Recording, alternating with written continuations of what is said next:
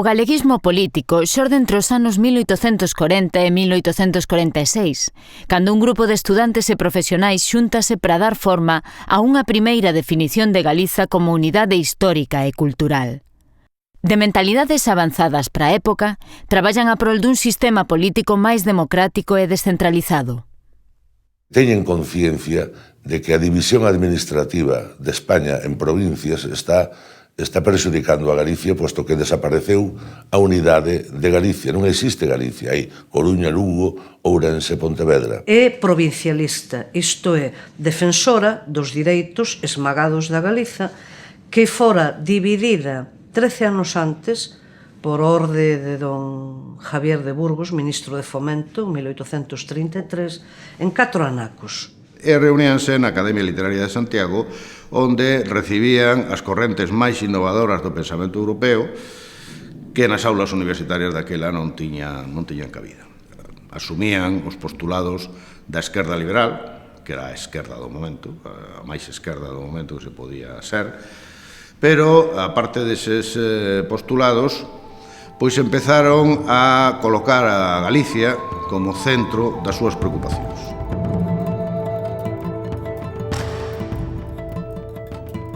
O levantamento que se inicia o 2 de abril de 1846 e no que participa como un batallón literario esta xuventude universitaria que se incorpora ao levantamento non solamente como militares, sino prestando servicios de espionaxe, servicios de propaganda, etc. Este movimento vai a estar controlado por o sector galeguista, por o sector provincialista. Eles constitúen unha xunta superior do Reino de Galicia, en donde a voz, a forza ten o presidente e ten sobre todo Antolín Faralda. Este movimento fracasa por distintos motivos, deixou unha estela de mortos, e logo, sobre todo, pola represión brutal do capitán xeneral Villalonga, que manda a fusilar en Carral a 13 oficiais, ningún era galego. Os galegos conseguiron escaparon a Portugal. Permaneceron aquí en Santiago, en Galicia, pero sobre todo en Santiago, algunhas persoas que serviron de ponte entre esa primeira xeración de provincialistas e a segunda. Estos que loitaran por unha alternativa en favor de Galicia danse conta que é imposible neste momento manter o protagonismo político, porque eran perseguidos. E entón, eles empezan a fundar un movimento de outro carácter máis cultural, e justamente neste intre é cando se recupera o idioma. Ten como actividades principais, por un lado, impulsar o rexurdimento literario da lingua galega, e, por outro lado, unha prensa, seguindo a tradición da primeira xeración, unha prensa provincialista bastante activa, bastante importante. Os Murguía, os Aurelio Aguirre, os Eduardo Pondal, a mesma Rosalía, ouviran falar daqueles sucesos arredor dos mártires de Carral, pois en 1856, o 2 de marzo, exactamente vanse reunir nas proximidades de Compostela, en Conxo, nun xantar de irmandade entre operarios, entre obreiros e estudantes.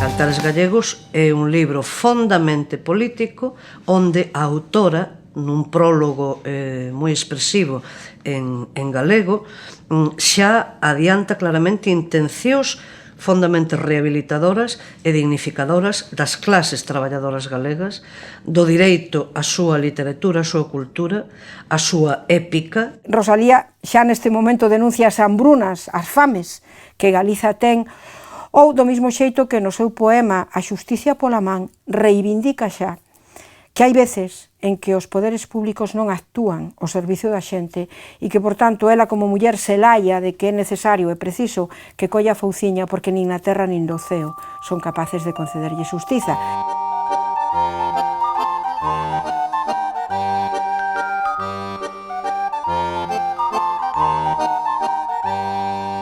O galeguismo empeza a actuar políticamente como tal. E proba diso é que, inda que moi febles, xurden as primeiras organizacións políticas especificamente galegas e especificamente galeguistas. Converxen todas as tendencias ideolóxicas que se dan neste regionalismo galego.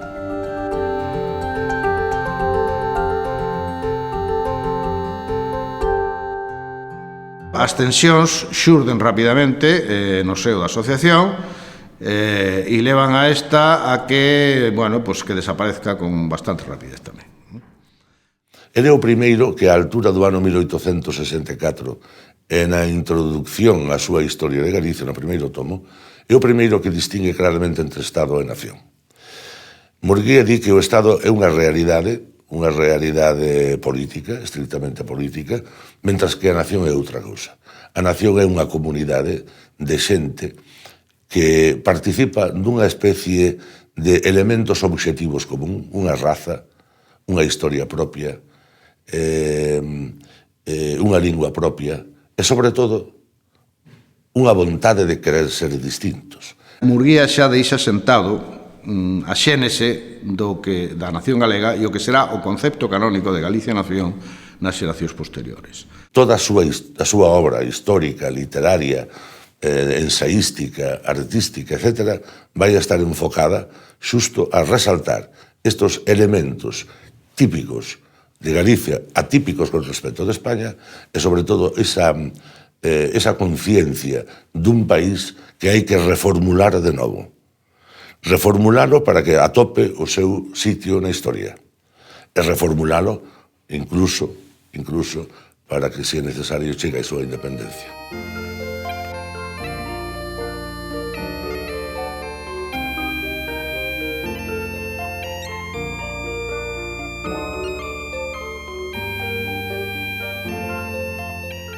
Eu non creo que o nacionalismo ou que o galeguismo xorde na emigración.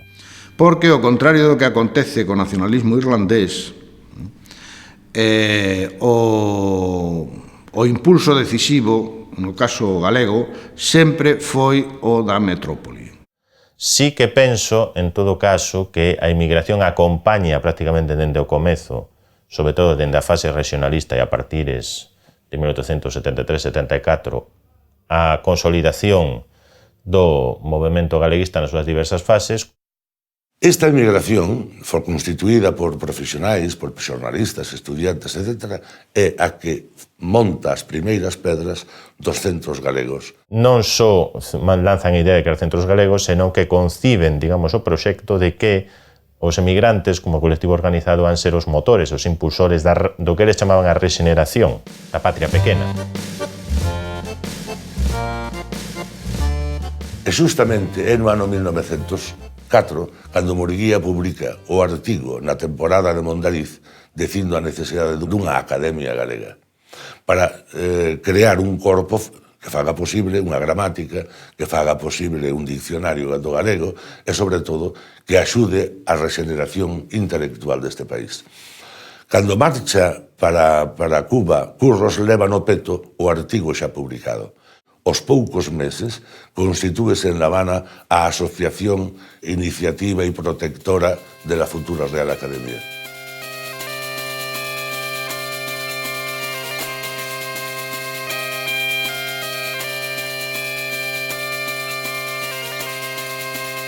Non pode haber país sin o que podíamos chamar os símbolos dese país. A Real Academia Galega ou a Academia Galega tivo un papel decisivo na fixación de todas estas cousas. É dicir, era a única institución, como non había poder político galego, a única institución que tiña autoridade suficiente para que un símbolo pudera ser aceptado como representativo de Galicia ou non.